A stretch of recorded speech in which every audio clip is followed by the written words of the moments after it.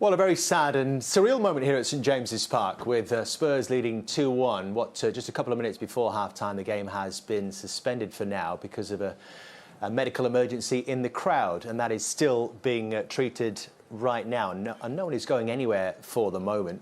The defibrillator we saw being rushed across, and the first aid teams from both sides and the local emergency crews also in action there. Have we seen yet again, David, the importance of having equipment like defibrillators at football stadiums? It is vital.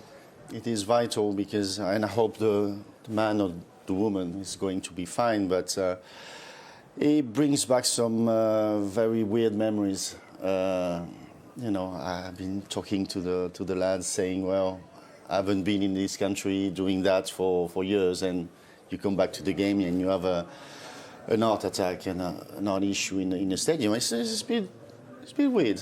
I mean, we were watching a good game of football, and all of a sudden everything is stopped with that. But as you said, having defibrillator helps massively. Having people in the stands as well, being able to perform CPR helps massively, because waiting for a defibrillator, you need to perform a CPR. And at the end of the day, we should all be formed to perform CPR, to help each other.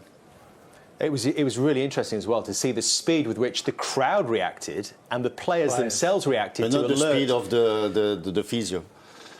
Yeah, he wasn't a little bit of a nudge. He wasn't very fast. A little bit of a nudge, but still, just in those moments, straight away, the referee was being alerted to it by the crowd and the players who seemed to sense that something major was going on. Yeah. We knew from the players' reaction. As soon as you see the players' reaction, we were like, what's going on? Something's going on. And obviously we started looking towards the crowd and we knew. And as players know. And I think it was Dyer, weren't it? Dyer knew. He sprinted the whole length of the pitch to get someone to get a defib over there. So fingers crossed, he's in the right place at the right time, and that man or woman is safe, because he might not have been as close to a defibrillator as what he actually is today.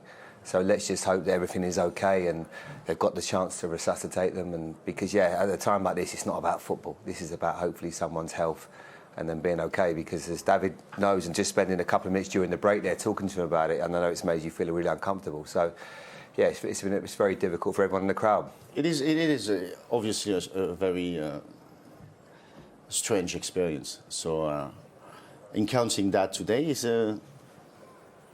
especially we didn't came for that. Hopefully he's going to be fine, or she. But I think it's important to make the point. Is the right moment, because we have a situation like that. Well, perhaps we can spend some moments, and it is, as you say, a desperately sensitive time, because we don't know the condition of the person who was taken in the crowd, and we can only just hope and keep our fingers crossed that they are going to be okay. But perhaps we can take a moment just to remind us, as much as anything, David, of the techniques that you've learned over the last few years.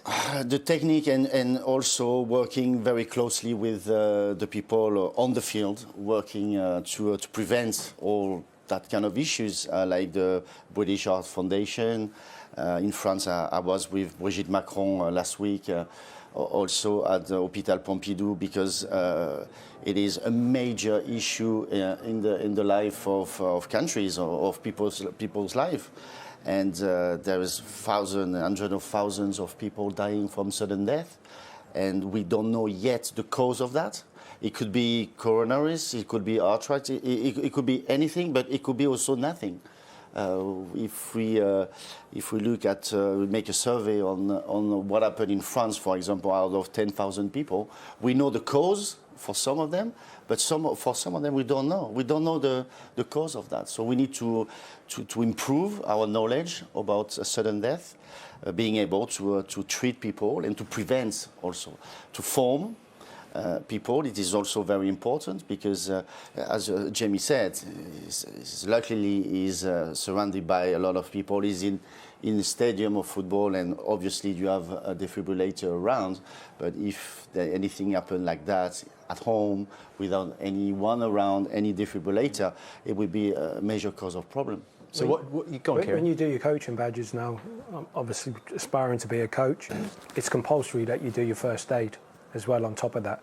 So we have to learn CPR, we have to know where all the defibs are, at the training ground, everything, because, like you said, just having that bit of knowledge can save people's lives. We've just learned something now. Listen to David, because I asked the question: is it what's the number you do in terms of relation to mouth, and he says, no, they'll do mouth to mouth. I didn't know that. Well, tell us, David, what you are told. What is the method that now is at the forefront? The method is someone is falling next to you and is having a sudden death. The first thing to do is not concentrating on the tongue or anything else. You need to perform a CPR straight away, waiting for the people to arrive with the defibrillator.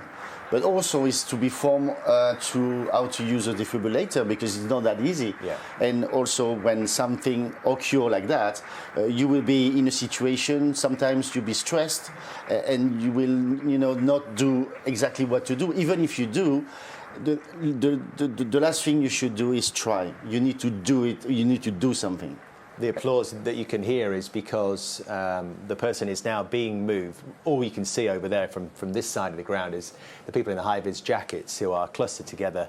They've moved the person down to the front of the stadium, but perhaps they might try and move them around the stadium or indeed across the pitch. We know that the Paul Patterson, the Newcastle club doctor, Paul Patterson, is the one who rushed across the pitch with the defibrillator to try and help that poor person who has taken ill here today. So it's about making the compressions. It's about doing it for as long as is necessary. As long as possible, waiting for a defibrillator to arrive.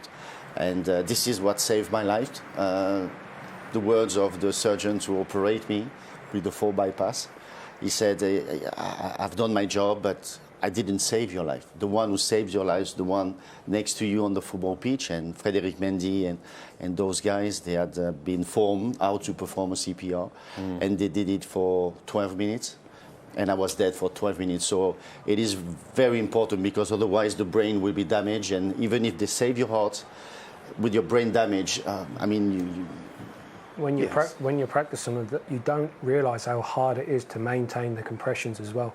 They break 5 bones. That's why it's always important that you had 5 bones broken. Yeah, of course. You break ribs, you break where you're just constantly compressing someone, you get fatigued. So it's always good that you've got someone alongside you who can then replace and start giving you a break.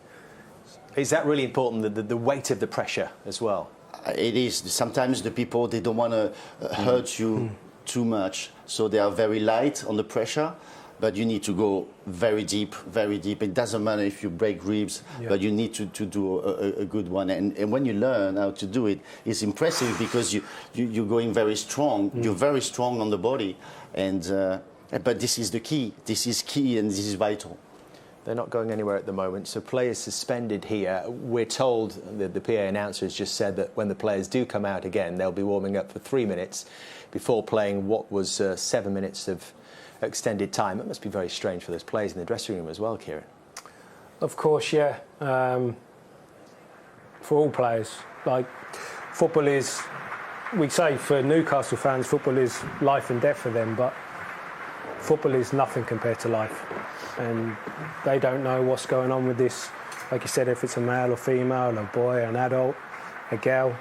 So their minds will be racing. They're probably getting cold now. So they'll do the right procedures of a warm-up and it won't take long for them to get back into it, will it? A few minutes, yeah. give them a couple of minutes, get back into the game. There's only a few minutes left in the first half as well, then the players can get back on with it. But at the moment, like Kieran and David said, it's just about hoping that they've done their jobs and the defibrillator has worked.